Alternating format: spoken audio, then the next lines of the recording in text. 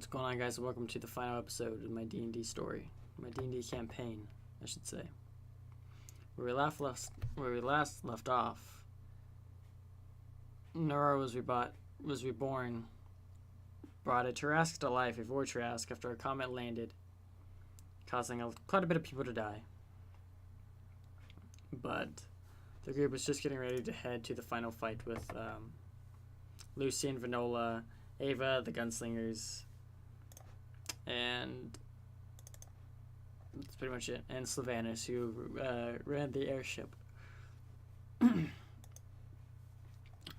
As they are prepared after they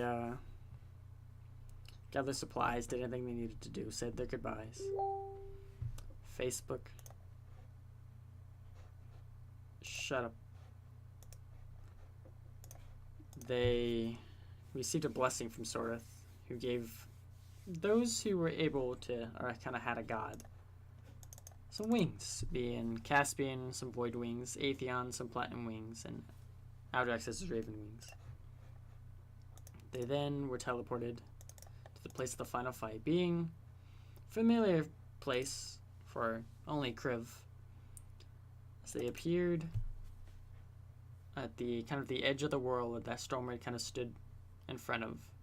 This huge mountain looking out towards the waterfall where Deepholm used to be, now closed up from the ward pillar being repaired.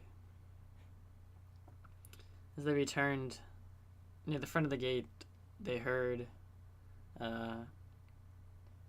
Lucy and Mordred yelling, saying that not to let the Tarrasque in, and that there was basically this huge void army and this army heading towards Stormwind. To then, Queen Titania of the Summer Court and a bunch of others stood outside the front gates, trying to protect the heroes who were currently fighting Deathwing from being interrupted. As the group began to fight Deathwing, they're each using their own little tricks, trying everything they can. However, Nora not exactly being an easy target to take down, flying, casting many spells, and Deathwing being this mighty dragon. However, the group did not fall. They kept fighting and fighting and fighting. As Neural, being close to death, Arya was able to seal him with the help of Maldrix. Being one final boss defeated, or sealed away, Deathwing saw that losing one of his companions, decided to take to the air.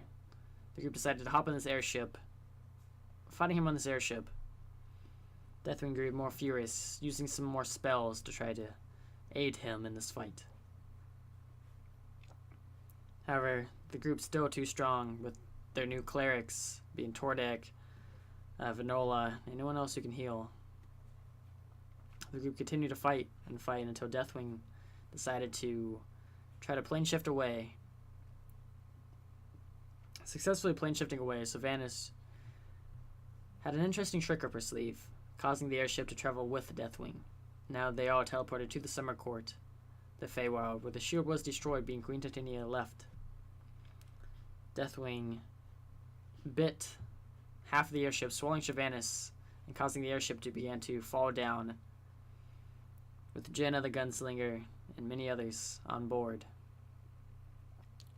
Deathwing then cast a spell, causing all of the Summer Court to basically be ripped apart and begin to float in the air, causing all of it to rise up, being few little shadows of land above for now this new fighting space. The group continued to fight. Lucian, being one of the few to fall, Tordek switching in places, as seeing that he is now the King of Stormwind, needing to protect him. They continued to fight and fight and fight till Deathwing was reduced to 0.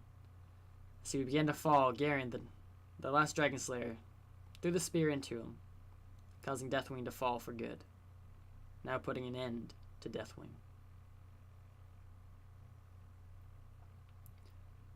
As the group all landed in the Summer Court, hearing cheers and applauses. The battle was not just won yet, for Keyleth still needed to step into the comet, where they all were teleported near the comet, yet quite far away for the comet's disease began to spread.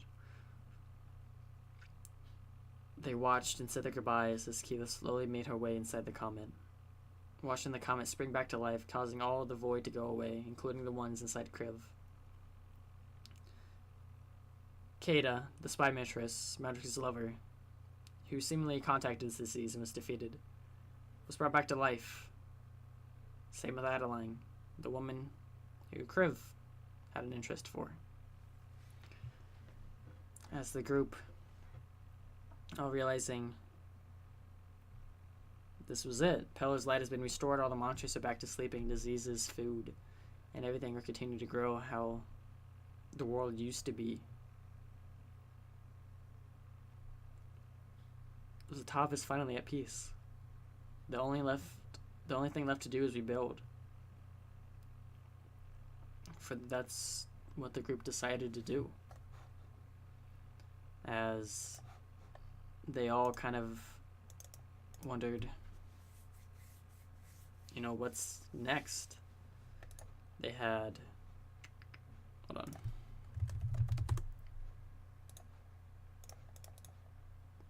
Just so I don't forget anyone.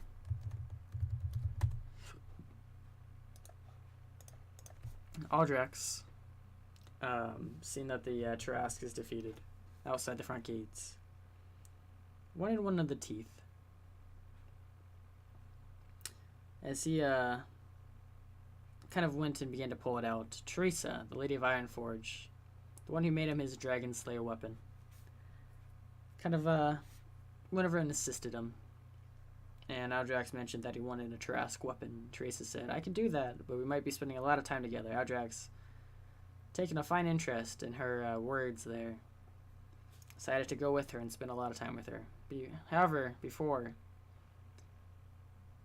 he had a deal, a promise to fulfill, an oath to return the Raven King's belongings. Once he did so, he then moved far, far away and left, disappearing with Teresa to kind of live by themselves, occasionally visiting. Arya. She and Jenna were married. They had a beautiful wedding and were met by, the whole group were met by Gilmore, the mage who was seemingly defeated. Gilmore seemingly was brought back, being Norrell kind of had a control of him, or had kind of his skin, he was using it or borrowing it. Gilmore decided to ask Arya if she wants to become kind of the new Mage Dalaran, and ask if she wants to live there. Arya deciding basically a yes, only if Jenna can come with. And Arya kind of became the new, almost the new mother of all these Dalaran children. Her and Jenna watched over these children as the two of them lived in Dalaran, kind of watching over this new reborn city of magic. Atheon, the human fighter who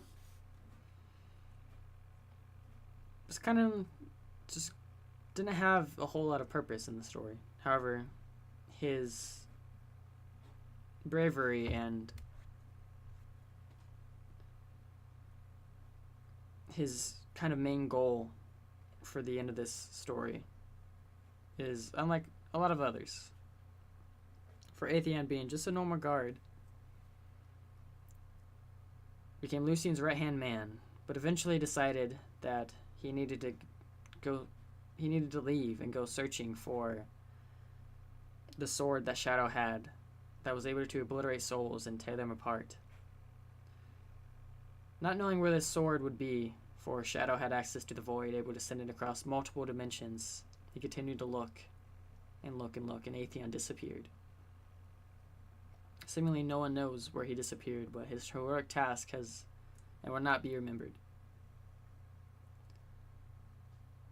Caspian and Mordred were definitely married. Mordred taking a leave from his guardian job, and him and Caspian opened up a little bakery where one of their favorite dishes was dragon heart kebabs. To Caspian's surprise, Mordred has been kind of working a little secret behind her back and made some deals with the Raven Queen to cure the void and allow Caspian to make children once again. Caspian receiving a gift at her front door, being a baby basket and a note saying that she is pregnant. Kind of looking at Mordred in a little of, why didn't you tell me? Mordred kind of freaking out, not knowing what to say and not wanting to die again. Caspian accepted it, and they continue to kind of live in their own little home with their new children and together. Her and Mordred. My speech impediment did not want me to say anything there. Kriv. Him and Adeline spending a lot of time together, being, the kind of the Princess of Stormwind, would eventually mean Kriv would slowly rise up in the ranks, possibly become a king. Over the years, Adeline has been working on a secret where she was able to bring back Aldria and bring back the sword, and she put a little surprise, a little festival for the rebringing of the Heroes of Tav, where Kriv was able to draw the sword once again and be reunited with Aldria. They had their reuniting. Kriv, Aldria, and Adeline all together once more. Modric's, his relationship with the Spy Manchers blossomed as they had some children of their own, as him and Tordek opened up their own little tavern, where Tordek and Modrix try to teach Caspian's children how to gamble. Definitely tried to teach him how to gamble, and tried to get him to drink quite a bit as well. But I'm probably missing a lot of things out of there because it's been a nice little ending. But now Zatav has came to an end. My campaign is over. I've been kicked out of my throne of the DM, and now Caspian or Mariah has taken over. But that is the end of my campaign. That is the end of Zatav, which started out as a weird greeting, a weird meeting of just Pillars Light seemingly stopped working. A lot of bad decisions, which caused the dragons to be reborn and the elemental mages to be pissed, and Deathwing to return and the cataclysm to started. That wasn't planned at all in my story, by the way. None of that was supposed to happen, but when you make deals with evil shadow princesses, it kind of happens.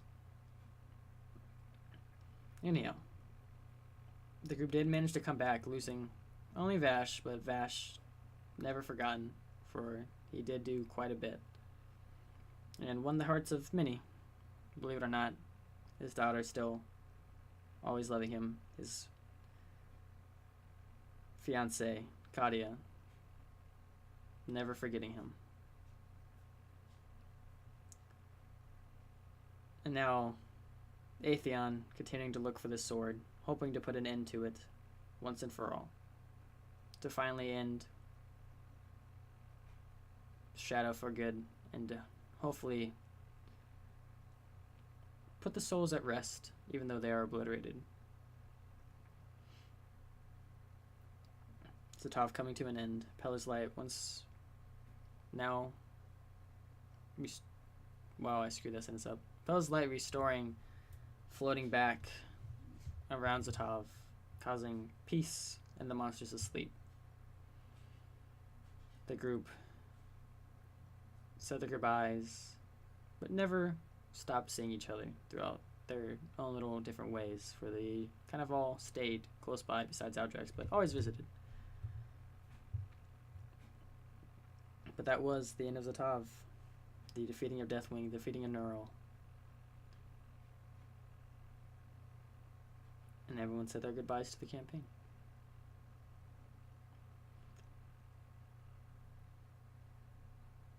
It was pretty good.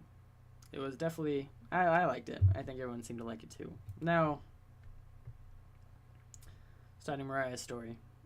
I don't know how I'm gonna kind of do a little storytelling of it, for I do not know how to do a storytelling of it. The only thing I can say right now is that I guess I can introduce my character. My character is he's a human wizard who nothing really special to him. He just has a companion, a raven, and is kind of thrown into this weird group of naked running elves, dwarves that like to follow them. A human fighter whose sister is really mean and threatens to rip his arms off and throws his bird. A gnome rogue who pushes him into deadly circles. Who else am I forgetting? I'm pretty sure that's everyone. Maybe. We did meet a sorcerer before the end, but not yet. But maybe I'll figure out how to do a little bit of storytelling for her campaign, but that's for another video. Other than that, thank you guys very much for watching. I hope you guys all enjoyed, and I'll see you guys all in the next D&D video. Bye-bye.